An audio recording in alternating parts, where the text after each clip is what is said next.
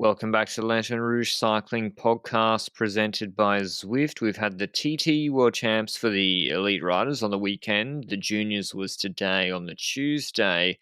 I think the U23s were yesterday. But this is the road race preview for the men and women elite.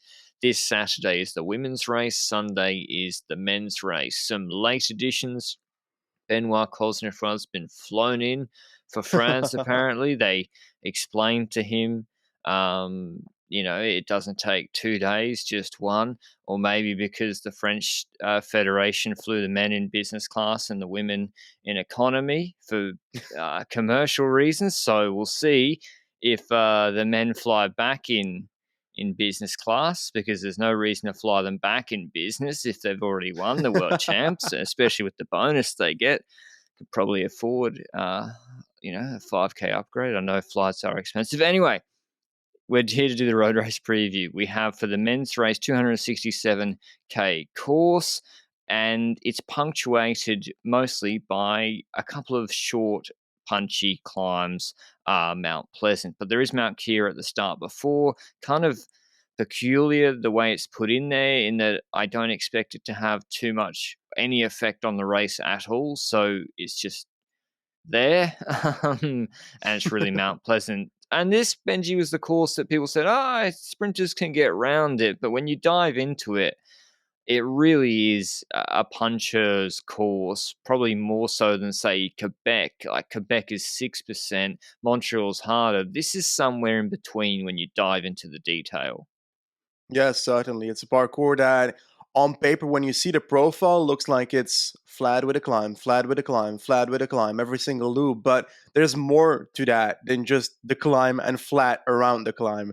There's more difficulties that you don't see on the profile, and the climb itself is harder than what is being presented on the profile. Let me go in depthly over this. So, like you mentioned, Mount Keir at the start of the race, basically, I also don't see an effect on the race, but the effect on the race will happen in the attrition of those multiple Mount Pleasant loops afterwards. 12 of these loops, 17 kilometers for each loop.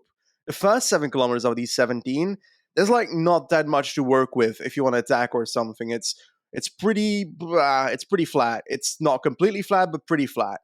But there's lots of like roundabouts and sharp 90-degree corners. I think there's like 10 roundabouts or something and 10 sharp corners. So that's quite a bit in the span of 7 kilometers. That's quite technical, but like you mentioned for the time trial as well, these roads are a bit wider in Australia than in the likes of a Belgian wasteland, like where I live, Like for example. Leuven. I was more leaning towards West Flanders, but okay, I'll take it. You can pull it away from my area, so I feel better about it. Now, after those 7 kilometers, that's where we get to the middle section of this loop. That's the harder section where we got, on paper, 1 climb, but in reality, it's kind of 3 climbs. We've got, first of all, Mount Ousley, steady 600 meters at 7.2% just before Mount Pleasant.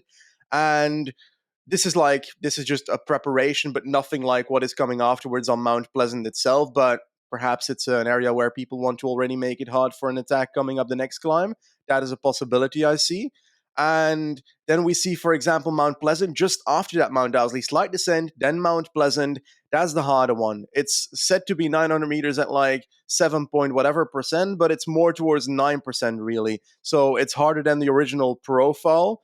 And the first part is the hardest part. Up to 15%, steep sections at the start of Mount Pleasant. The middle kind of is more gentle, 6 to 7%. And then towards the end, there's like a 200-meter area where it ramps up again above 10%. So the climb is like split in 3 parts. First part hardest, middle gentle, last part pretty hard as well. Again, a launching pad to try again is what I would say. I hope they start at the bottom of the climb, of course, for entertainment level.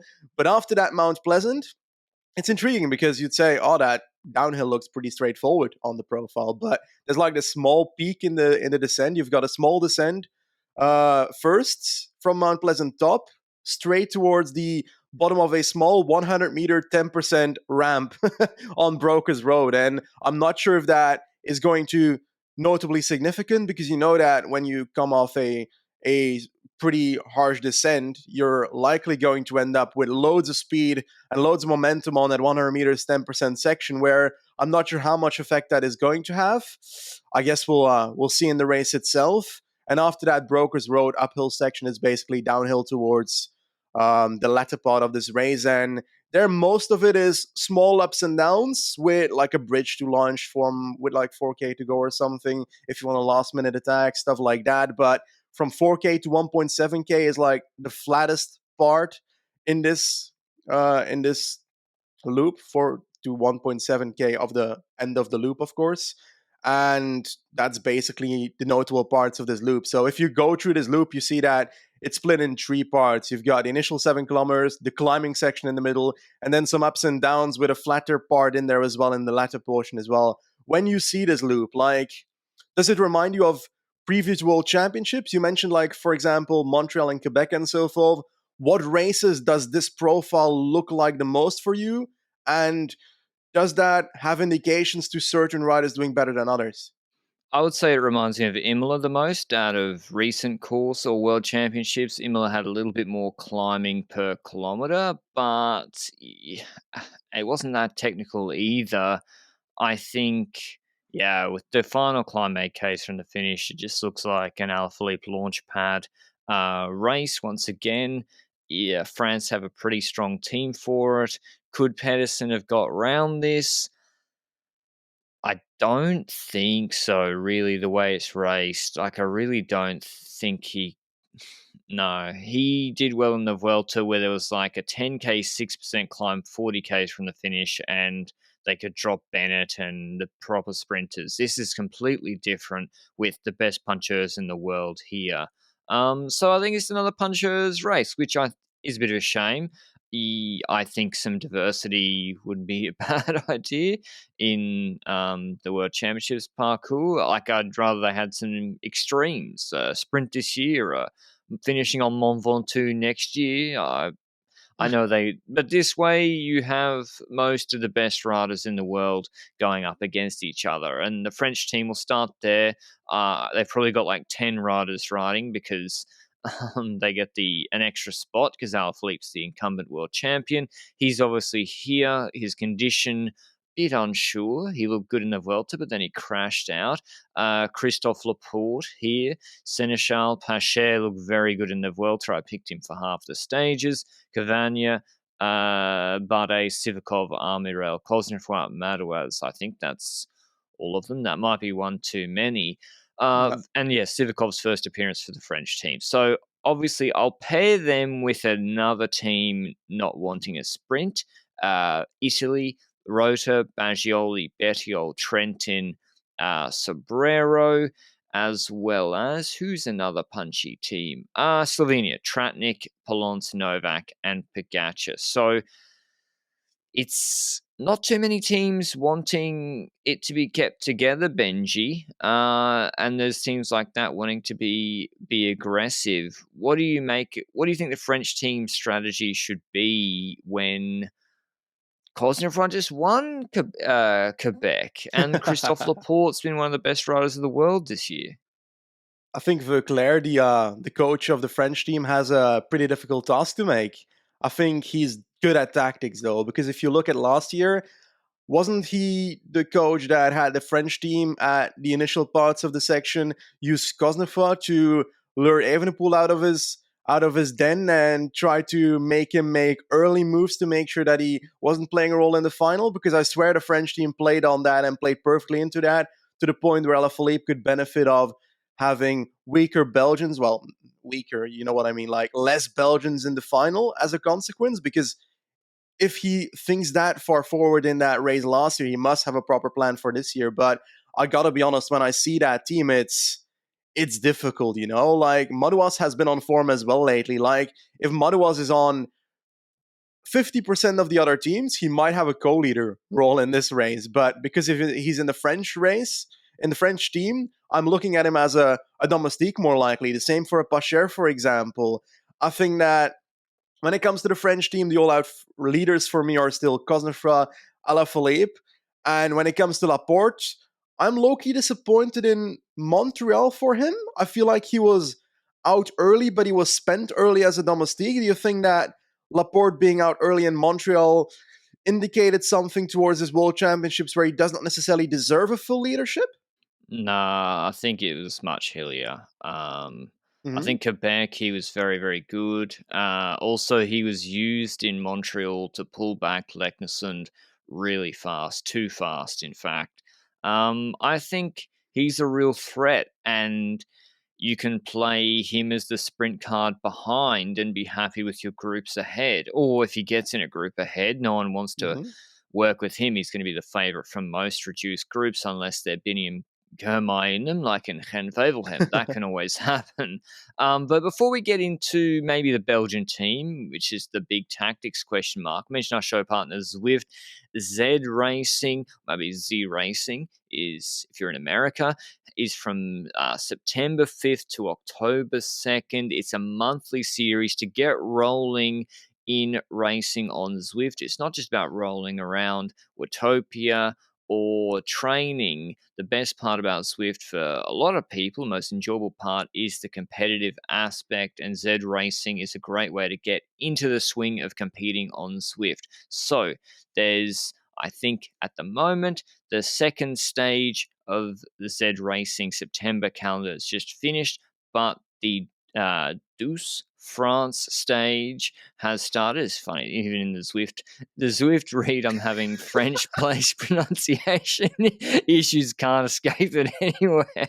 So the Douce France stage, 24 Ks, 133 meters elevation, so not too much climbing. It's a great way to get into it. There's also a women's only event. Thanks to Zwift, as always, for supporting the show.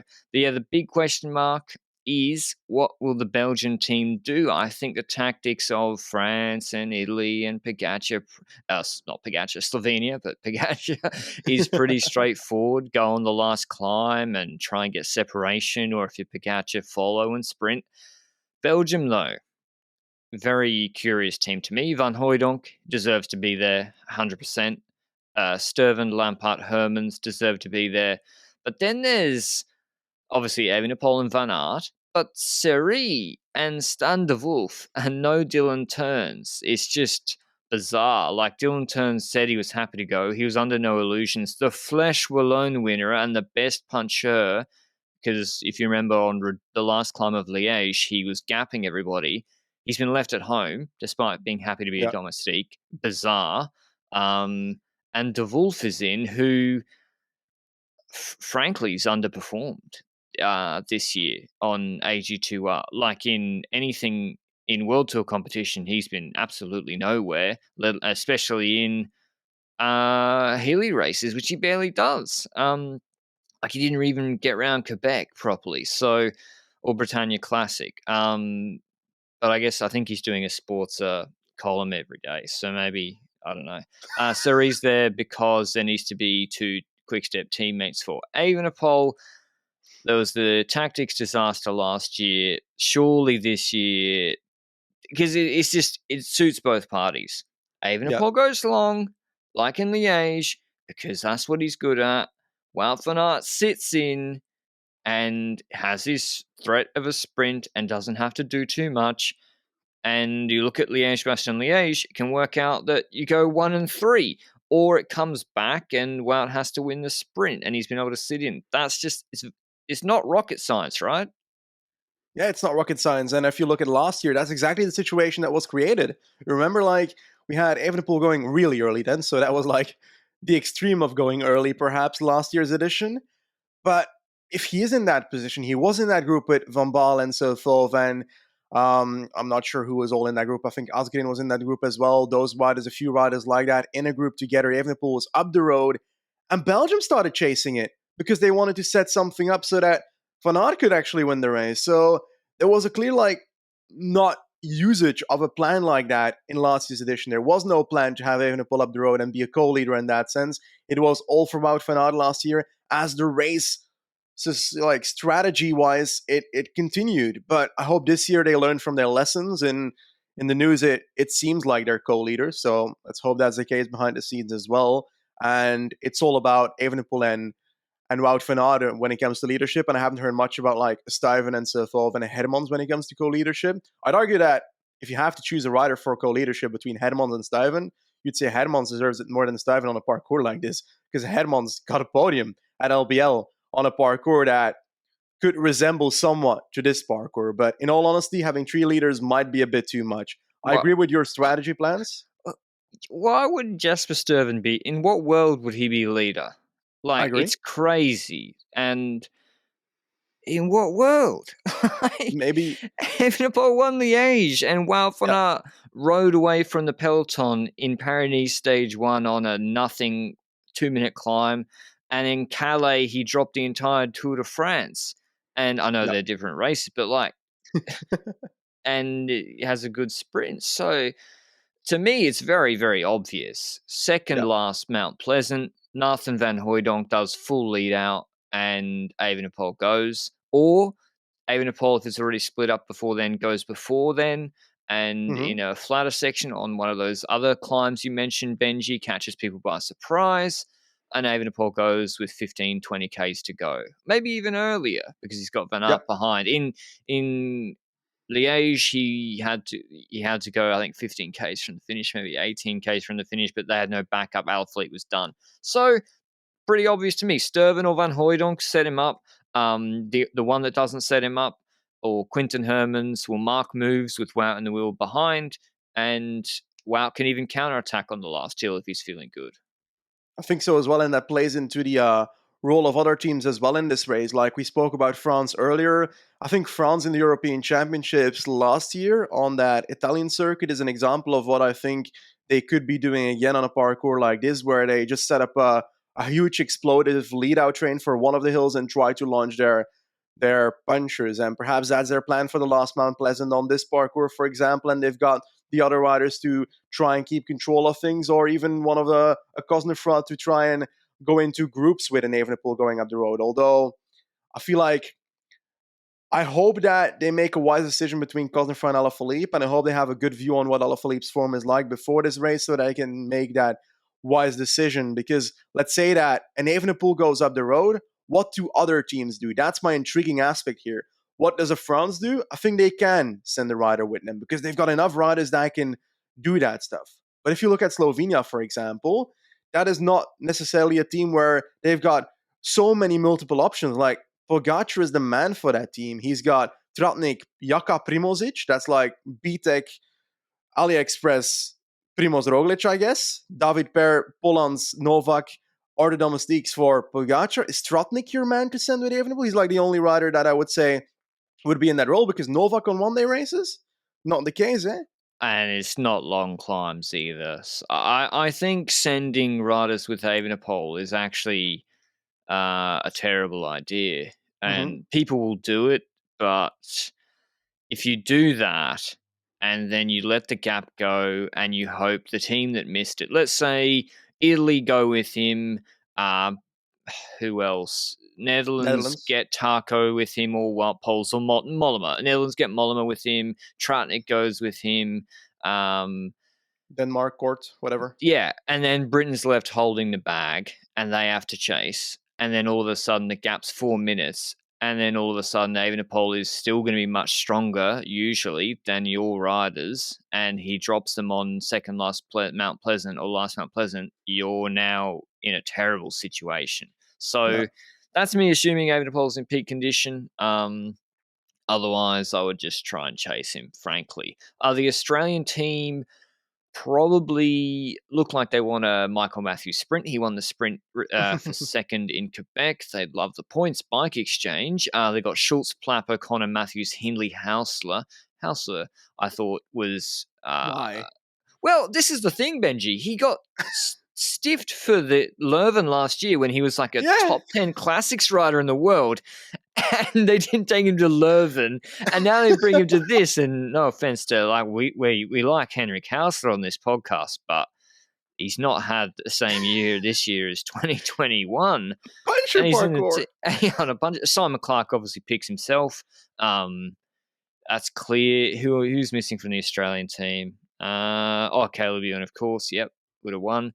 But yeah, they want a Matthews sprint, I think, and he'll probably come fifth or fourth. I hope he can. If it all comes together, I think if it's possible, Matthews can win the sprint. Like, it is possible. Nah. Binny is here as well. Binny follows. He will just follow and hope for a sprint and a top 5 result.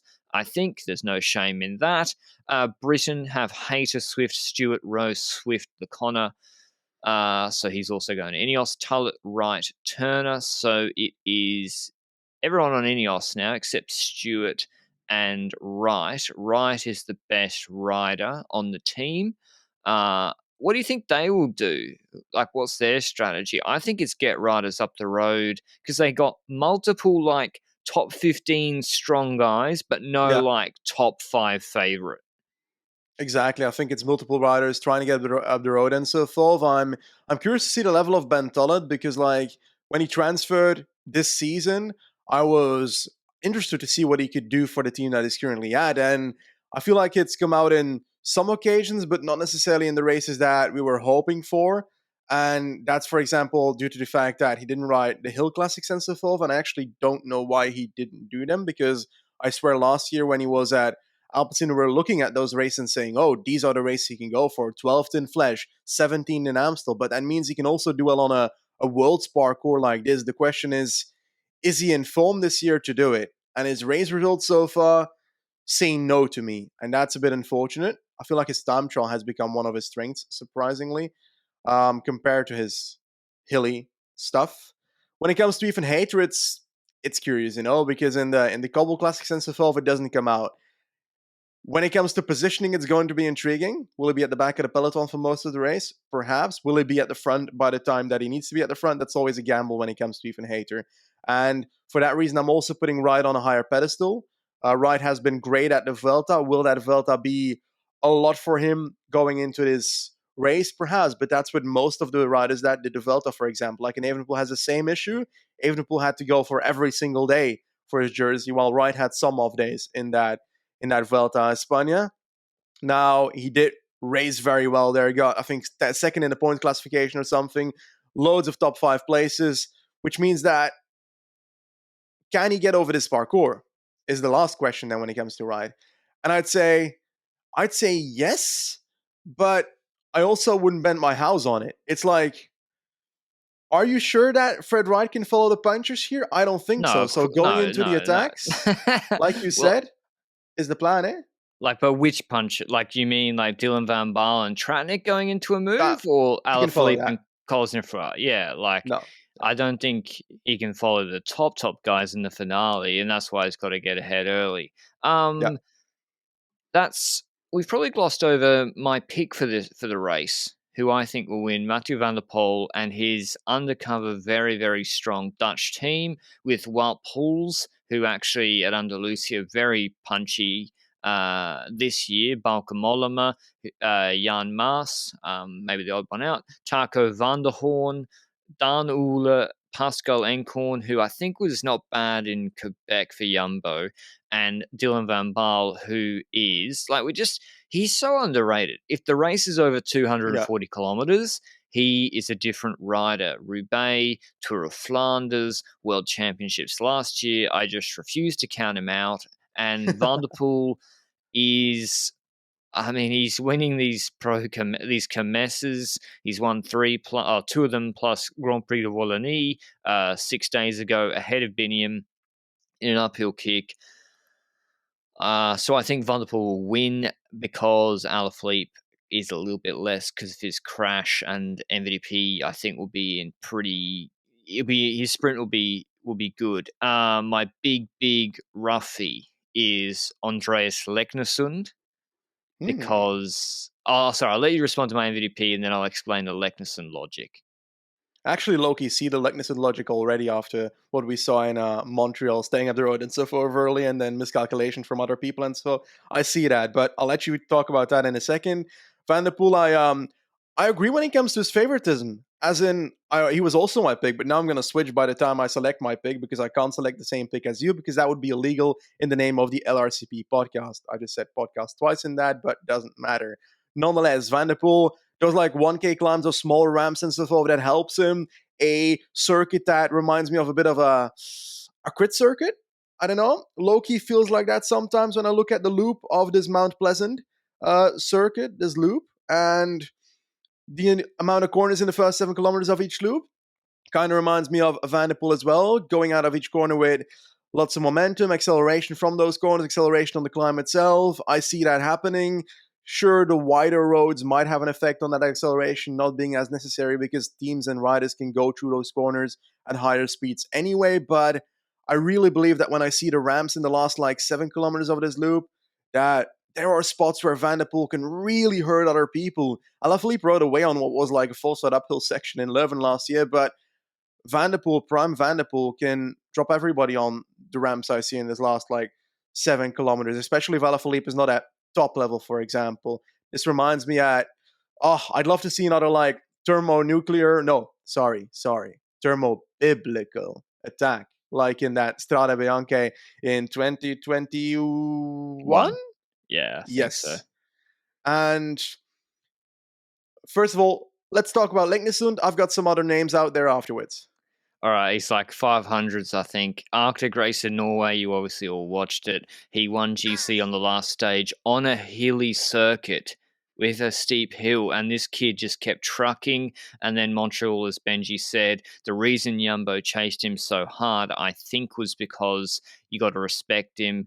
And yeah, he's just I've probably put him. If someone's listened, they'll chase him now. But if he's ahead on a circuit and teams looking at each other, not a rider to let up the road, and he will try and do that. And they got Christoph sitting in behind, so it makes sense. But yeah, I think he's a real chance for a good result. Alexander Kamp, I think, can top 5 for Denmark in the reduced sprint behind. He can't go with the top guys. He came 5th in Amstel this year, I think. America's the team I'm disappointed in. Yes. I'm really disappointed.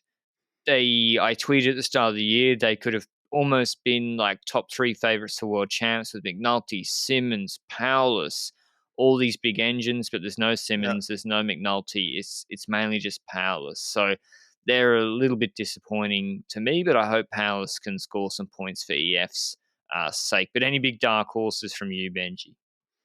I actually agree when it comes to the United States. I hope we see an active Sheffield in early moves, perhaps, and Paulus can be that guy for the final loop, because we saw in San Sebastian, even though Henri had hit a wall beforehand, that Paulus does have a small sprint after that race. But then again, in Maryland Classic, then he bottled that sprint completely by not sprinting really. So I don't know. We'll see what happens when it comes to the USA in this World Championships. I just hope that we see the youngsters of any team do well. There's some other teams that I want to talk about. First of all, when it comes to Spain, it's intriguing. Ayuso was selected, then he was unselected because of fatigue when it comes to the Vuelta. What a mess. The entire team, I think Montparlé is the guy that does it, the coach for Spain. He had trouble selecting riders because Movistar needs their riders for the relegation system. Cofidis is a gear race for the relegation system, so he had to go to pro teams, for example, to go there. So let me talk about these riders like Berade, Godson Martin, Esquera, Prades, Lascano, Garcia Cortina, Soler, Adria. There's maybe 3-4 names where you might have heard of, like Garcia Cortina, Soler, Lascano, and Walter. We mentioned him in our preview, for example, for Movistar this year as the guy that we didn't know what he was going to do or what he was good at in the first place. And Roger Adria, Soler, and Garcia Cortina are 2 options. And Cortina is kind of the rider of like, he was good at Quebec, DNF Montreal. Is this parkour too hard for him? Perhaps. I guess we'll figure out in the race itself. Garcia Cortina has kind of... He won't follow anything. It's for points. So there's the follower, I think, the attacker, I think, in this parkour. While I agree that Garcia Cortina is the leftover man, I want to point ourselves at Switzerland here, because you've got the likes of Stefan Küng, Bissiger, Dillier, Linhart, Pelot, but also Mauro Schmidt, and that's my really dark horse. Oh, 6th in Montreal. He's actually, fuck it. I was going to select Van der Poel as favorite. I still believe Van der Poel is the big favorite for this race, but I'm going to go all out on Schmidt. Why not? Schmidt's really good. He's really good. And he lost that Giro uphill finish. Was it him against Bowman? He's at ridiculous odds. So and also you got to factor in, okay, this is what I always look at, and you do it a lot. You look at a really young rider, and you like factor in a margin of improvement that we haven't seen yet because you believe he's a special talent. Yeah. like Pog at the Tour in 2020. And I think Schmidt is that. Well, I think he is that level too. So that's a good pick. But I guess I'll. The reason I was going to go with Pogacar, but if you look at the weather forecast for Wollongong, it is rain from here on to Sunday, and then Monday next week onwards is rain. Sunday's the only day without rain. It's 18 degrees, cool conditions, but just if it had been raining, I would have gone with Pog. But I just think Evenepoel is going to be missing 2%. I think the Dutch team is strong. I think Yeah. MVDP's prep is good, and I think he's played every finale as perfectly tactically this year. So I have to give it to him. I just think he gets the job done. But you're going with Schmidt. Any last thoughts on the men's race before we do the women's? Just in general, outside of my lunatic Schmidt pick that might not happen, but I still fully stand behind. I agree when it comes to the favorites here. Like a Van der Poel, I see doing well here. I think the Kermesse preparation might be hiding the true strength of Van der Poel right now on the big levels. Like if he would have ridden Montreal and so forth, I believe he is in the final group of that and competing for the victory. Pogacar, he's a rider that I'd argue is one of the favorites as well for me. Like I'd put Van der Poel and Pogacar on the same level when it comes to favoritism. The kick sprint that Pogacar showed this year is impeccable, and I'd argue those two are the names that I push forward. And even as a Belgians might be a bit disappointed that I don't name Wout van Aert as an all-out favorite here. He chokes finals sometimes, and he did that at Montreal, for example. And when it comes to reduced group sprints, he's not as effective as other riders. Van der Poel's better in that stuff and so forth. So I feel like in some shape or form, he'll do something that will make him and second in the final sprint, and he will get silver just to add on to the silver medals he's had so far. And I really fear that's going to be the case. Like, I don't I think hope for he. him. I It's don't not. think he choked the Montreal sprint. He Yeah? got the last K right, but he trusts his sprint so much. And I think what you're sort of referring to is you got the option of Pogacar's off the wheel, you're closing Gadu to Hmm. then sit on Gadu, Yeah. and it doesn't make sense when you're like Wout's TT. We said it 1,000 times. Wout's TT is his biggest advantage over other riders, because when he's doing a one-on-one TT with no one in the draft and the other riders aren't in the draft and have no teammates, it's a better advantage than leading them out to do a sprint when they're in his draft. After particularly his sprint, like if this World Championships was like, look at the Calais stage. You don't think Pogacar Yeah. was in good shape in Calais? If this World Championships was run up to Mount Pleasant once, I'd pick MVDP or WoW or Alaphilippe maybe. But the attrition, it dulls the legs. It must make a difference. Some riders cope But with it better than others. Calais is different though, in my opinion, because the top Positioning punchers are too. not there trying to win the stage as well. Yeah, but I think Pog a lot is of trying. teams, yeah, yeah, but I feel like UAE was not expecting that to be a stage where something might explode on that final hill. Is what I would see when I look at that Calais stage, and I think a lot of teams miscalculated what that stage would become, and Jumbo benefited from that factor that other teams did not expect that to happen. And I think some teams were even expecting their sprinter to get over it. So Really? I think there's that factor too. Yeah, maybe. If so, they're clueless. Because apparently stage one was the rehearsal. So anyway, um, it should be a good World Championships. Hopefully, Montreal, it could be a bit like that where it kicks off really on the last two laps. I would have liked to see Mount Kira 3 times, 4 times mixed in at the end. 12 times. Maybe let Jai Hindley be free. Anyway, the women's race is the same format, 164 Ks though, so less laps. Obviously, Mount Kira early with 40 Ks in, and then there is 6 repetitions of Mount Pleasant. Last one, 8 Ks from the finish. Of course, every discussion for the Women's World Championships or Olympics must start with the Dutch team with Vollering, Van Vleuten, Shirin Van Anrooy in addition. Van Dijk, Mackay, Vos, and Ariana Marcus on the provisional list here.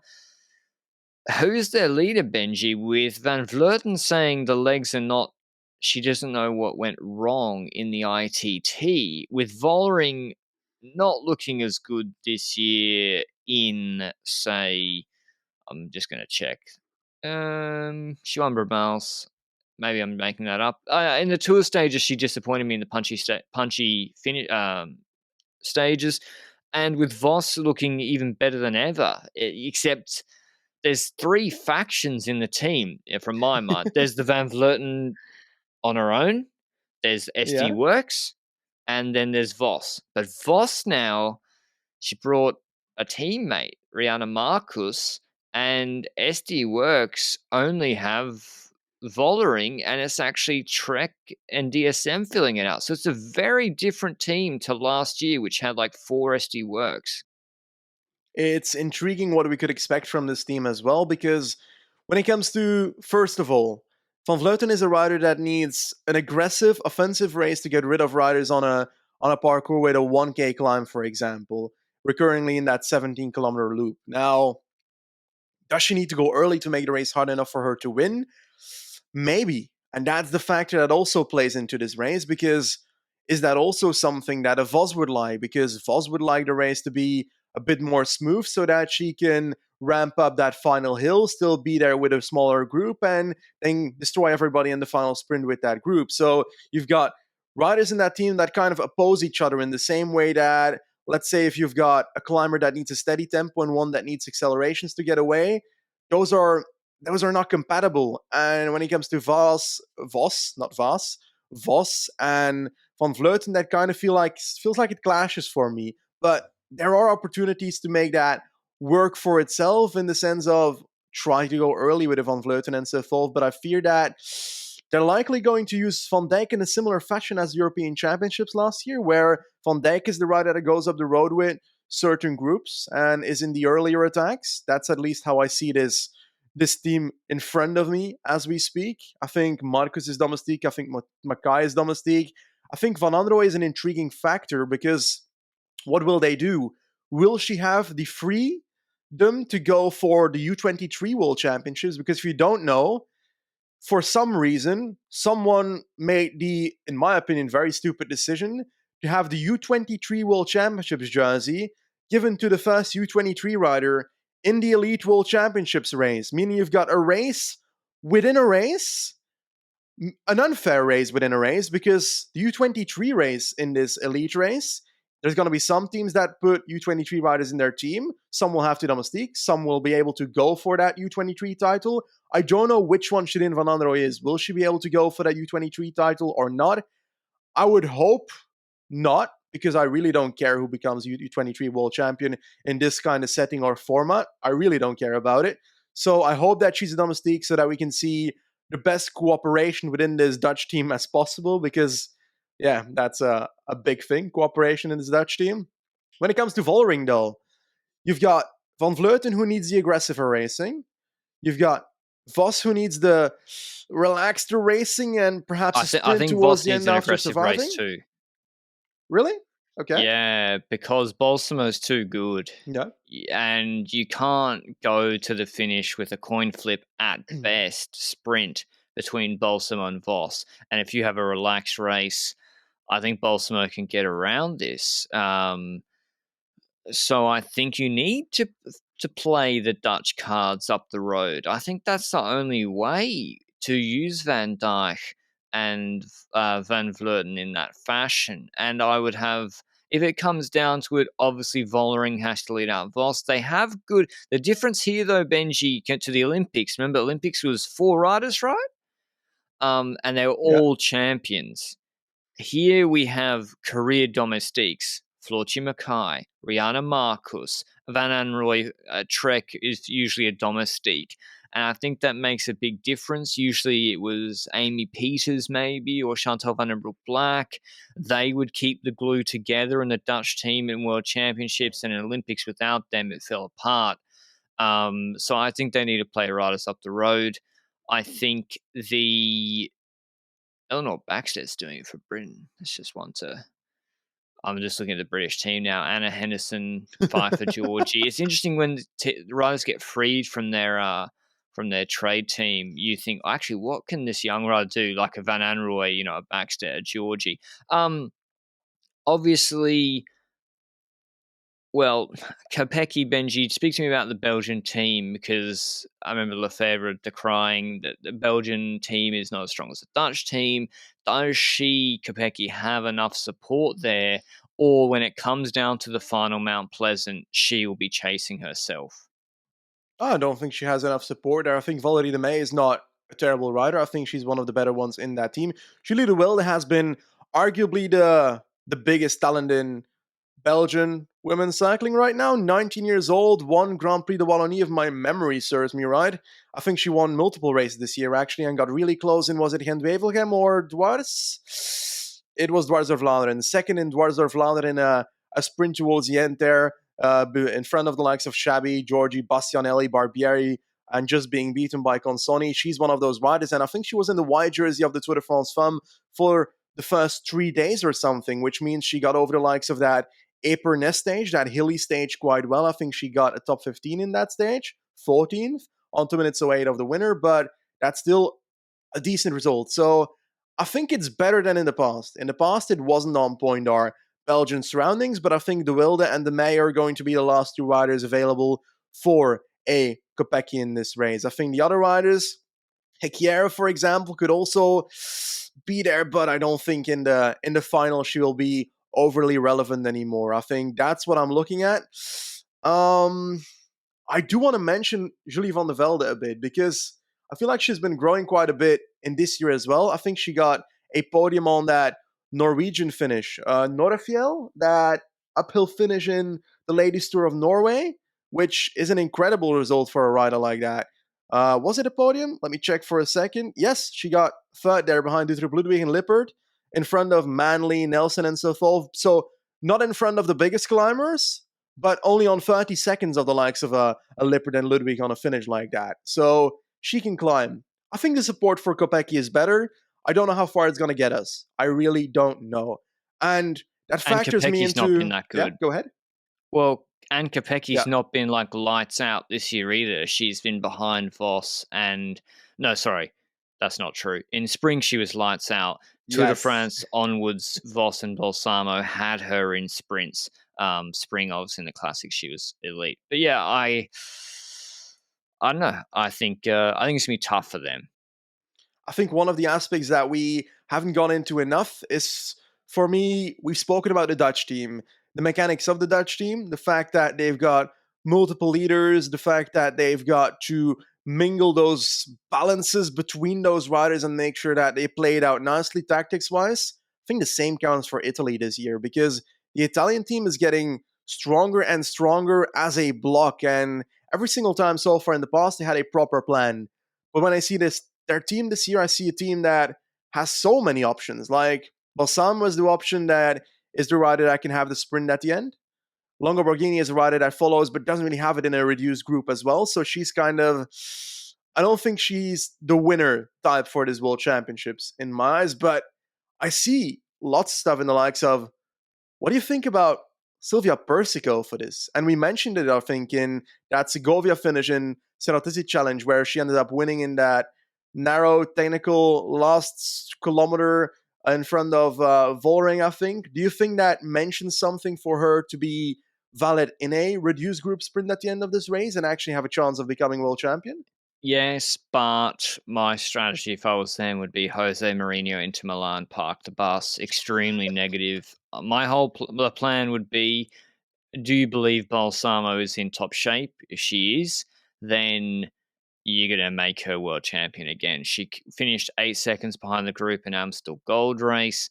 That had the climb. When was the last Cowberg? That was 2Ks from the Yeah. finish.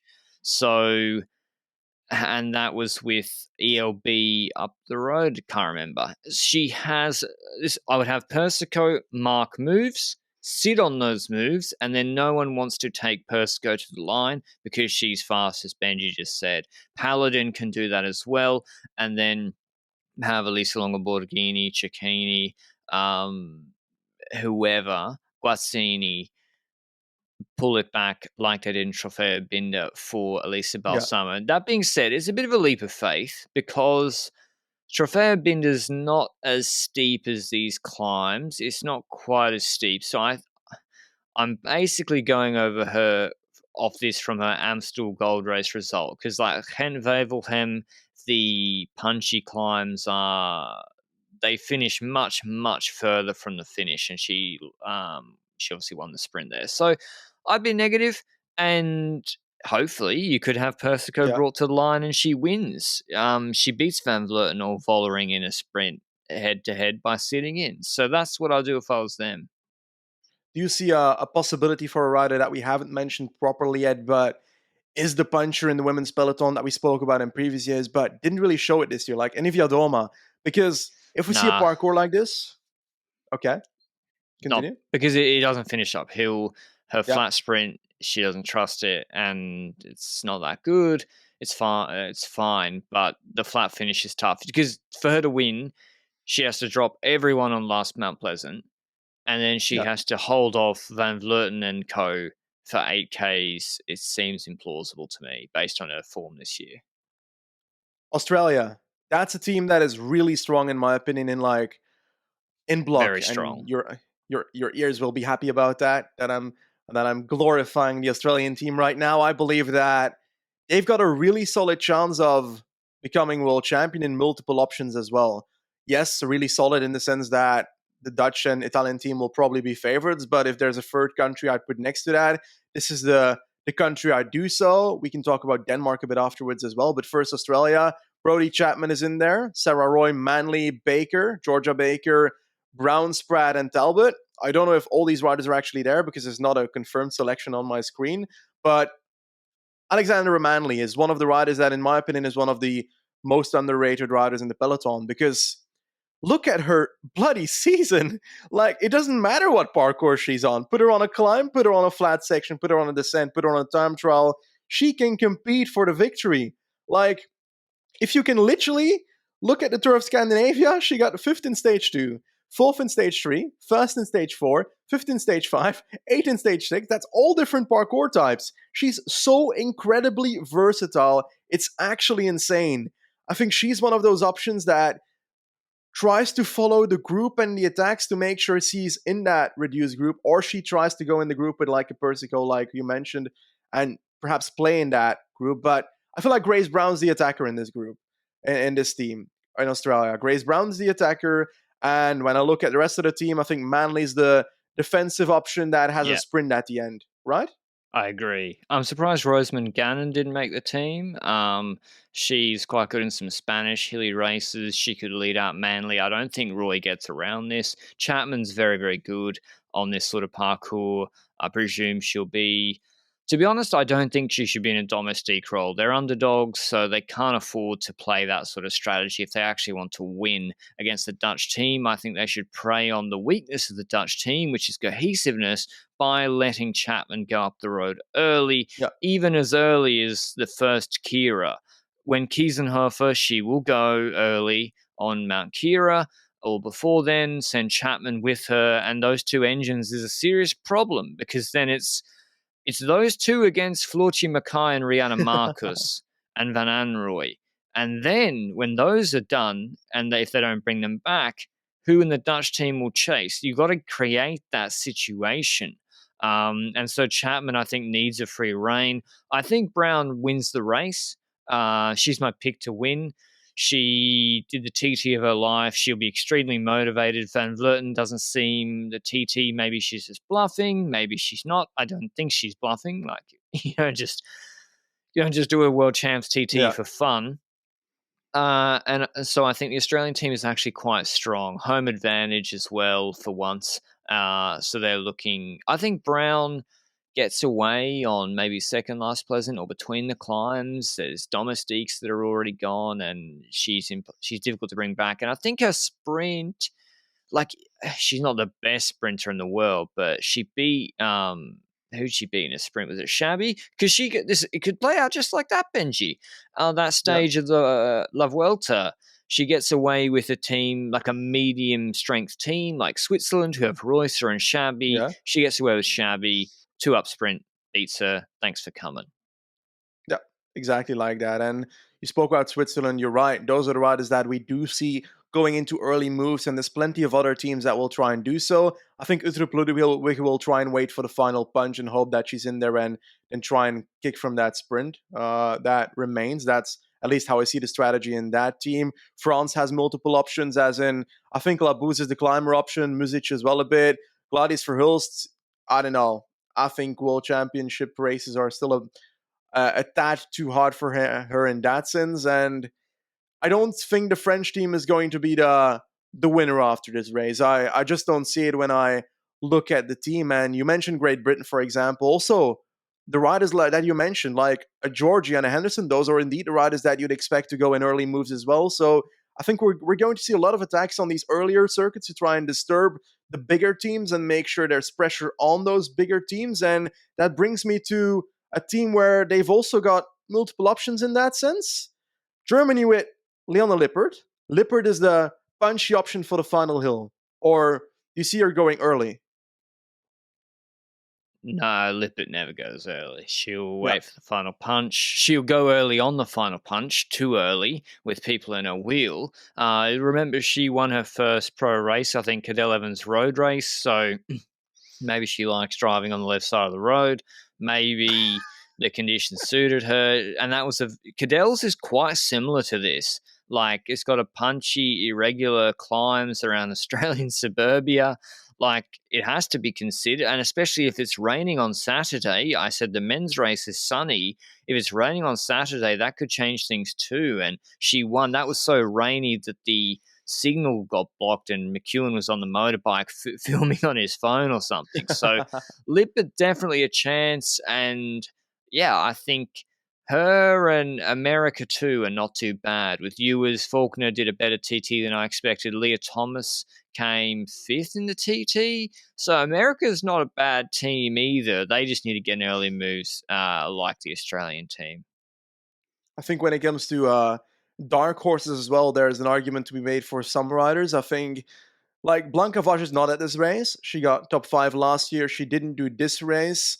I think Anna van der Breggen spoke her out of it or something. I read something like that on the internet. But hey, don't believe everything on the internet. That being said, she's not riding this race, which is a real bummer, I think. Even though she hasn't really shown it this year, I feel like this parkour really fits her on paper. And the same counts for a lot of other youngsters and also some not so youngsters in the peloton. First of all, my personal very dark horse in this peloton is Ricarda Bauernfeind on the German team. 22 years old. She's had an incredible season, rides for Canyon's generation team, U23 team. I think if she has no leash on her, she can win the U23 World Championships. I'm not 100% sure if she's eligible, but regardless, she's like very on point, and I'm extremely curious now. She got 10th in the world, no, 18th in the World Championships ITT. I don't see ITT as her biggest strength, so that's already something I low-key see her as like a very dark outsider on parkours. Now, I'm not 100% certain that the parkour 100% fits her, but keep that name in your mind. But I want to throw this one at you. Aleni Sierra, is the climb too hard for Sierra to get over it and be part of a reduced group sprint and do something that way? It's tough because Liège, she came 7th, which is fine, but she was 2 minutes back. But then you're Yeah. thinking, that was with Lippert and Nuvia Doma, by the way. Then you're thinking, well, how much of that was her being a domestique early for Van Vleuten, who won the race? So can you really count being 2 minutes back against her? Is this as hard as Liège? Are the climbs as long? No, they are not, but there's a lot of them. She's definitely a contender. I think, unfortunately for her, she was perhaps underrated in coming into the 2022 season when she was on AR Monex last year, cleaning up Trevada Vaticina at the end of that year, and a lot of other Italian races. But this year, surely they're aware that she is pretty good. Also, unfortunately for her, she's solo, so she's going to have to do it all herself. Even Sagan, when he won world champs, he still had teammates, and it does make a difference. But she's a good pick. She has the right profile, I think, for this. Norsgaard, I would have hoped Yeah, last year I would have said she would have been fine, but she just hasn't looked as good this year. And it's a shame Marta Cavalli's not here either. It would have been great to see her here, and that would have made the Italian tactics even more difficult to flesh out. But yeah, they're my picks. Brown to win. Um, I think there's a bit of chaos and looking at each other with Italy and the Netherlands. And Veronica Ewers is my very, very dark horse. Okay, I like it. When it comes to my winning pick, I low-key want to go for Van Vleuten. But the time trial is kind of making me struggle about that. For some reason, the women's time trial we had, where she wasn't on point, is keeping me from picking her for the actual road race. So I will go back on that. I won't pick her for this race. I'm gonna go with Vos, world champion. Yeah, I think Vos should be favourite. I think it's more likely she gets over the climb than Balsamo. And Jumbo should pace if Balsamo's still there and they have domestiques, just pace the last climb, drop Balsamo, and happy days sprint with Vos. Game over. Like that's what Yeah. they should do. Whether they do is a whole other story. But let us know your picks for the race. I think it could be very different weather conditions between the two races, which might affect things as well. I'm hoping for an Australian victory, particularly in the women's race. I think is very possible, although Bling looked good in Quebec and the Tour de France, frankly. So I'm secretly hopeful, but I'm not getting. Actually, that's not true. I am getting my hopes. I picked Brown to win in this race. But that's all from us. We'll be back with the recaps of the World Championships this weekend, as well as maybe a transfers announcement roundup later this week. Until then, ciao.